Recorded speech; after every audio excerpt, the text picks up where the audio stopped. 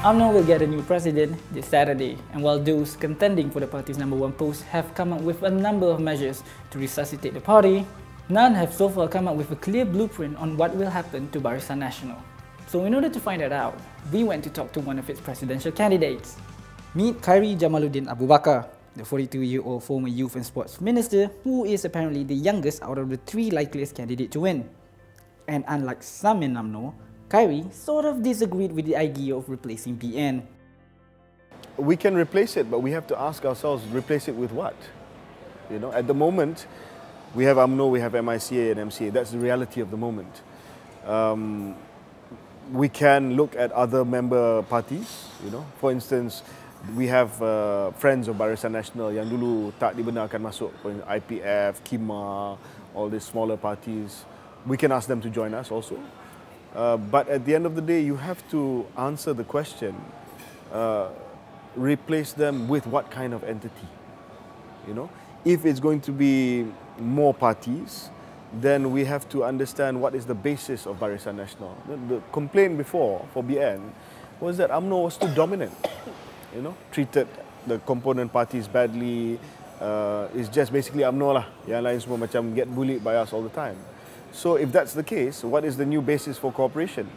You know, dah UMNO ada 53 kursi, MCA 1, MIC 2. So already there, it's already imbalanced. So it's easy to say we want to change BN. But if you don't answer the question to what, then anybody can say that. Anybody can say that. To me, I think we have to explore the possibility of BN as one party. We have to explore the possibility of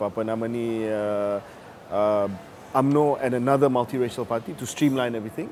Or we have to explore the status quo, but with a new arrangement of how to do things and how to run as a coalition. But I think going forward into the next election, things will be more dynamic.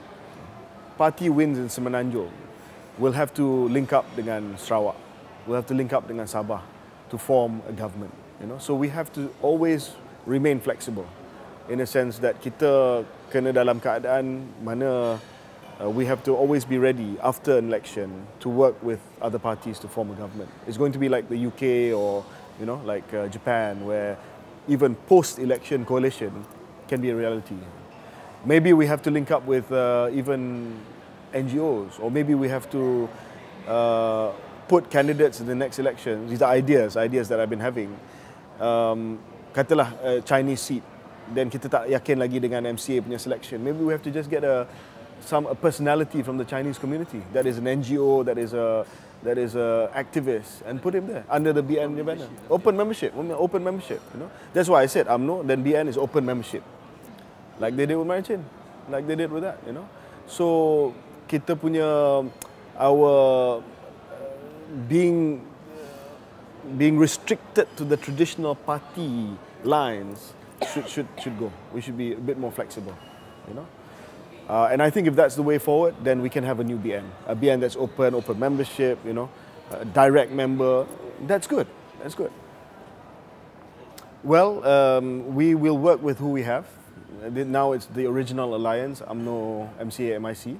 So I've got 53 now in UMNO with the departure of the Bagan Serai MP. And then kita ada 2 daripada MIC, 1 daripada MCA. So we'll have to create a shadow cabinet from that, you know, and we'll have to choose shadow ministers that are capable of holding account the ministers on the side of the government. Of course, we would love to have a shadow cabinet with people from Sarawak and all of that, but unfortunately we've lost those component parties. So we have to work with what we have. Yes, because for instance, Sarawak, Gabungan Parti Sarawak GPS, walaupun mereka dah keluar daripada Barisan Nasional, we still need a working relationship with them.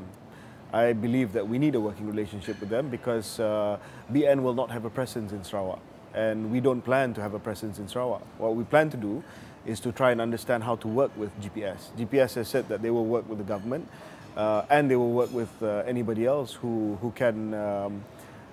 share their aspiration for Sarawak. So I will have to talk to them. I don't expect, you know, them to come back to Barisan Nasional. They've made a decision already. Tetapi kita perlu kerjasama dengan dia. For instance, if there's a bill in Parliament, ada akta ataupun rang undang-undang dalam Parlimen yang memerlukan sokongan yang berkaitan dengan isu Sarawak, then they will need a support from Barisan Nasional. You know, we have 57 members of Parliament, so they'll need to talk to us. So, you know, I look forward to discussing with some of these other parties now how we can work together. Not a change of heart per se. What I said is that we must consider every option. Now, we cannot just dismiss ideas, you see. Ada yang bila dengar cadangan tersebut, they immediately say no, and they just, you know, not to be discussed. But to me, we must discuss all ideas, even crazy ideas, on how to save BN. I said that in the context of Barisan Nasional, because MCA is struggling with one member of Parliament. MIC is also struggling with 2 members of Parliament.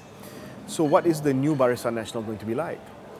Ada yang cadangkan supaya kita bergabung jadi satu parti, just one party. Ada yang kata kita masih lagi kekal sebagai Barisan Nasional tapi dengan formula baru. Formula apa, I tak tahulah, to be discussed.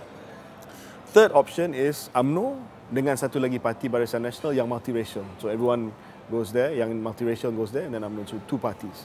So maksudnya, bila saya cadangkan benda tu, bukan kerana it's decided already that I want to do it. Existential question yang besar ni, we have to discuss together. Tapi janganlah kita tutup perbincangan langsung. You know, benda-benda macam ni kita mesti bincang. Kalau betul-betul UMNO nak jadi UMNO baru, new UMNO, we must discuss things openly. So it's an idea. It's an idea that not necessarily I agree with or not necessarily that I'm going to do, but we must discuss in the context of being open, you know. So that's what it was. I didn't put it in my manifesto because when I suggested it, it was an idea that was being discussed.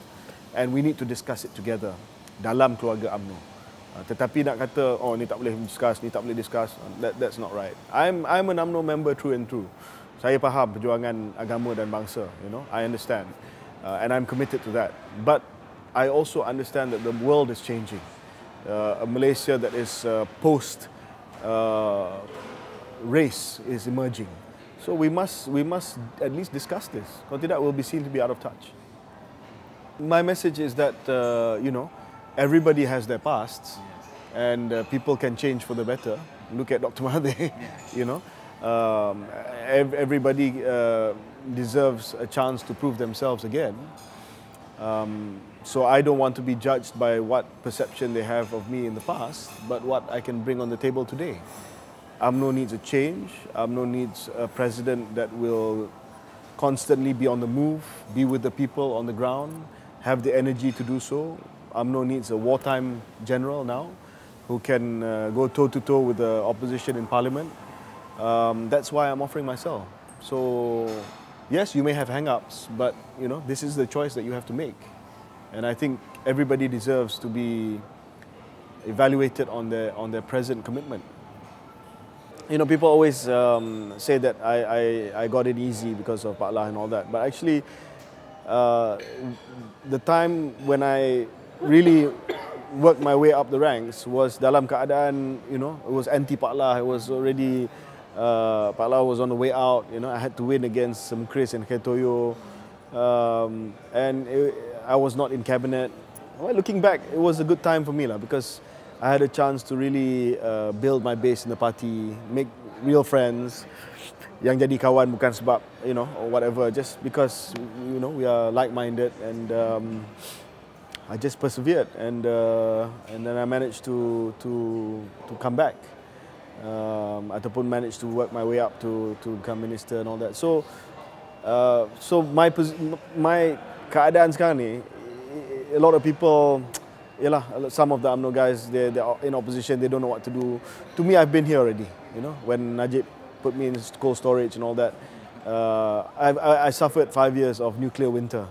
So to me, this is nothing lah, you know. I mean, okay lah, zaman dulu kita kerajaan lagi, tapi more or less the same lah. Nobody picked up my call, saya di pulau, saya di, you know, di Sisih dan sebagainya. So I've been here. It's no issue.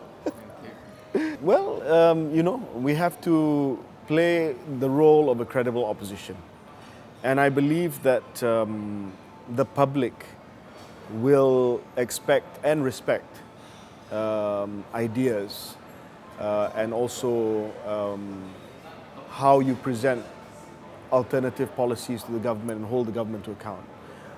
I know my place as a young person. Kita negara yang beradab dan sebagainya. Of course, I'm not going to be a opposition leader yang kurang ajar dengan an older person. But the public will say yes, that's good. Cara yang disampaikan perbahasan itu, cara yang gentlemanly, respects Tun Mahathir as a statesman. But the content of it, I think they expect that. So I don't think this issue kata Tun Mahathir lawan dia mesti Tengku Razali. No. I don't buy that argument. I think even a younger person who fully respects Tun Mahathir as an older person can still play the role of an effective opposition because people want to see ideas. As long as I'm not biadab or kurang ajar, I think people can expect that, can accept that. And I've done it before. Masa Anwar dulu ketua pembangkang, I was just a normal backbencher. I was going toe to toe against him all the time. Nobody ever said I was kurang ajar or biadab. They said, if you raise good points, you raise good points. Fine, no problem. My message is, don't feel depressed. I was also depressed, but we're still a formidable force. We still got 54 in Parliament. We still gain the lion's share of the Malay votes. Kita masih lagi parti yang ada maruah, and we can make a comeback because a lot of people said they just wanted to send UMNO a message. It's not that they don't like UMNO. There are a lot of people who don't like UMNO also, but if we can show that UMNO has changed, they'll come back. But there are also people who say we just wanted to send a message to UMNO, that we didn't like the leadership, we didn't like some of the scandals that was taking place. And I think that if we have a new leadership, we will really have a strong case to make at the next election. You have three choices for president. Zahid and I were in the administration. Tengku Razali walaupun bukan dalam kabinet, ketua bahagian yang menyokong Najib, that supported Najib. So all of us were tainted. It's just whether or not now we have the honesty to say that we were wrong or not. And I came out in the first week to say, I want to be honest, not because I'm being opportunist or anything. I want to be honest. Yes, we got it wrong. We didn't tell him the truth. We insulated ourselves from the truth. We didn't listen to the people. This is what happened. So, kalau nak kata ada seorang calon presiden yang dulu tak sokong Najib, tak betul. Yes, Tengku Razali initially was the mother, and then after that they U-turn also, support Najib. So we were all in the same boat. We all supported Najib. It's whether or not you realize you made a mistake and whether or not you realize that you want to make amends now. That's what it is.